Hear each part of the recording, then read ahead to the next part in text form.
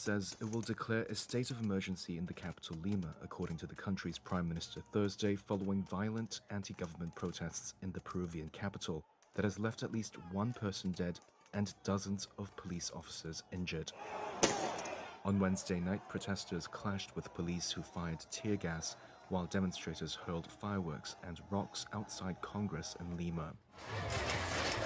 It was the latest in a series of demonstrations against President José Heri, who assumed power just days before. The protests were organized by Gen Z demonstrators, transport workers, and civil groups against corruption and rising crime.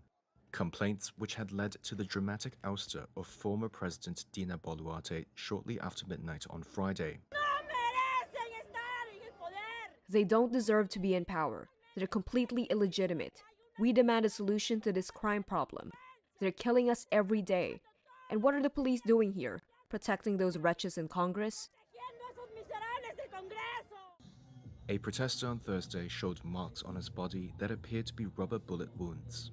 That's as people held a candlelight vigil for 32-year-old Eduardo Mauricio Ruiz, who was shot and killed by a police officer during protests the night before. Police Chief Oscar Arreola confirmed that the officer who fired the fatal shot faces an arrest warrant. Anger from those remembering Ruiz was palpable. They killed him, let's be clear about that. This was murder and there are people responsible. It's not just the police officer who killed him who is responsible. Some politicians are responsible, and they must answer for this death and for all the deaths that occur in this country. Speaking to Congress Thursday, Heri blamed the violence on unspecified groups trying to, quote, push an agenda to create chaos. He earlier said on social media there would be an investigation surrounding the death of the protester.